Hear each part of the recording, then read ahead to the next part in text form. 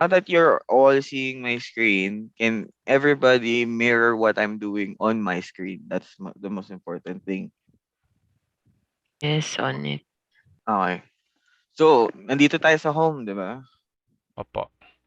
So, I'm gonna go through every important parts on the Salesforce for you guys to understand the flow of what's gonna happen during a call that's coming in.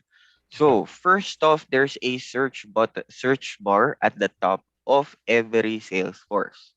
Can we see it? Search bar. Yes. Okay. Yes. So like I said, there are two types of customers that are calling in for Philips. There are customers who are calling in without an account, and there are customers that has an account. Okay. So how do we determine if the customer has an existing account and does not have an existing account? And that is very important on our call flow. Ano yung unang kinukuha natin kay customer when it comes to our gathering of information?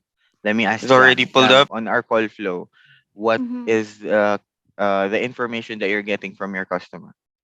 Customer's first and last name, Okay, so there's first and last name. What else? Email address. email Phone. address, and phone number. Okay, email address and phone number. From this point, you have to check if the customer has an existing account or not.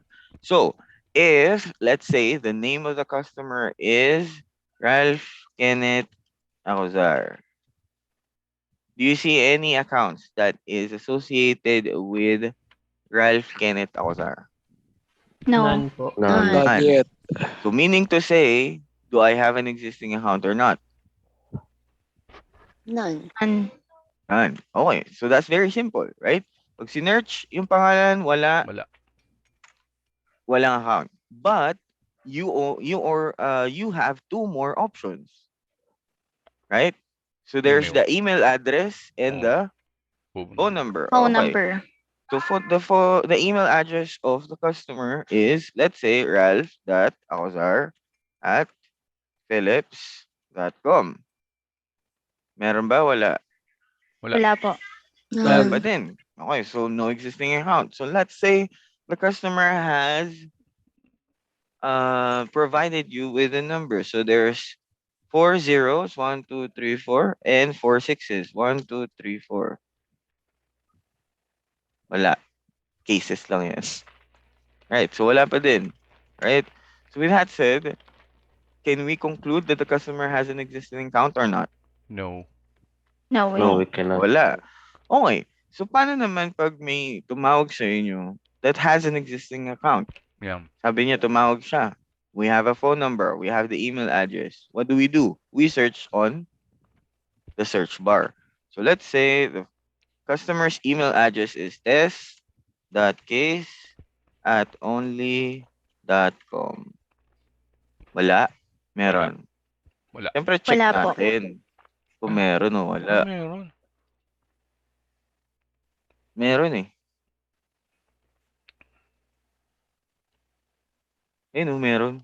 Previously ba yung 00 yung first name natin na sinearch mo? Ano nakalagay nga pala ulit doon? Results din, 'di ba? Show more So results. meron. Basta may nakalagay show Mm, more, yun na yun. Okay. yes. Okay. So meron.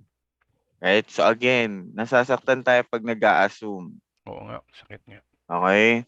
So always click on show more results if it's possible. Okay? Okay. Cool? So Cool. this account has an existing account or not? Meron, wala? Meron. Meron Meron. po. Meron. Meron. Okay. So now, again, um this is very crucial kasi on your previous accounts, and I know you're not new to the call center industry, if a customer has an existing account, that's it, right? So like I said last time, mauuna yung case bago yung account. Pag wala pa si customer account. Pero pag meron na si customer na account, you will have to create the case inside. So what do we mean by a case? A case is where you create all of the things associated with the customer's concern. So this is what a case looks like. Right? Nakikita nyo dyan kung sino gumawa, kailan ginawa, kailan natapos yung case. Right? So we're gonna go through that later on, but I want to start off with creating a case. And this is very important. Okay? Right. So let's try to do an example. If the customer has an existing or does not have an existing account. Diba? So pag walang account si customer, what I need you guys to do is to mirror this You will have to click on this drop down kasi nasa home tayo, diba? And you can create a case here. So click on this drop down here, the show navigation menu. Are we hovering it? Have you already clicked it? Can I get a approval from everyone or acknowledgement that Yes. we've clicked the show Yes. results? Yeah. Okay, Sure. Yes good. po. Still following? Are we following? Okay. Yes, sir. Yes. So once we click the show navigation menu, please go to cases. Okay? Cool? Still Yes, sir. following? Following. Yes. Yes. Okay. So once that we click on cases, ito na yung make it. This is very different from what you're seeing kasi meron na akong mga pinulap na cases. But for you guys, meron niyang wala pero recently viewed yung lalabas. Am I correct? Yes, sir. Yes. Yung ba yung nakikita Yes. natin? Yes Okay. po. Yes. So now that we're already here, this is where we create a case with a customer who does not have an existing account. Again, pag walang account si customer, pupunta tayo ng cases, and then we're gonna click on new, Where's the new one? right? Ito. So click It's ko right. na, Right. let's Okay. follow. Yes, Huwag sir. kung ano lang yung kiklik ko, yun lang yung kiklik nyo guys Yes, Please. sir. Right? Noted. Baka bigla Yes. kayo Yes, makakreate sir. ng case dyan. Sige, bahala kayo. Super. Wait Okay. lang, sir. Okay, go, Walang Kim. drop down yung home ko. Sige, ulit. Share screen.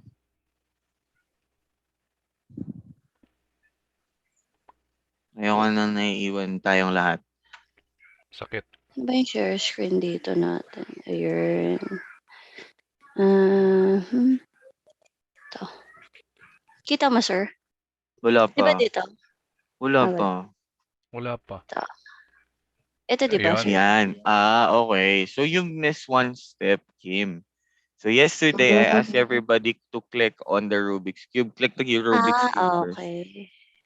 Opo. Hindi ko nga yan nagawa, sir. Click on the Rubik's Cube. And then click Service Console. Okay na siguro to, sir. All good na? Wait lang. Sige, gusto Tingnan ko lang. makapunta tayo doon. Hanggang nandito ka pa. Para di naman sayang yung share screen mo. Okay po. Ito na. May home na. Ayun. Cases. Okay na, sir. Ito na po, Okay. di ba? Oh, yes. Good job. Ayun. Alright, Thank so you. stop share ko na and I'll share my screen. Okay. So, are we seeing it now? Are we seeing my screen? Yes. Confirm? Okay. Yes. So now that Yes. we're already here, let's click on new, everyone.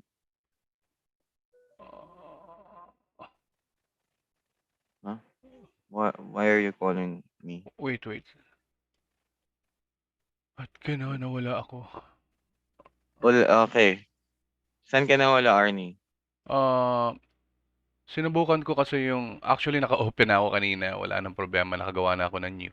Sinubukan ko lang yung tinatanong kanina ni Jam, yung sa service console, ay naka-setup na ako kanina. Nung clinic ko yung service console, nawala yung interface niya na original. Tapos, ito na pala, sorry, service console, okay na. So, new Okay. case, tapos, menu products, yes, okay. Yes, I'm dito good. pa lang tayo. Okay. Yes, sir. Wait lang. Hold on.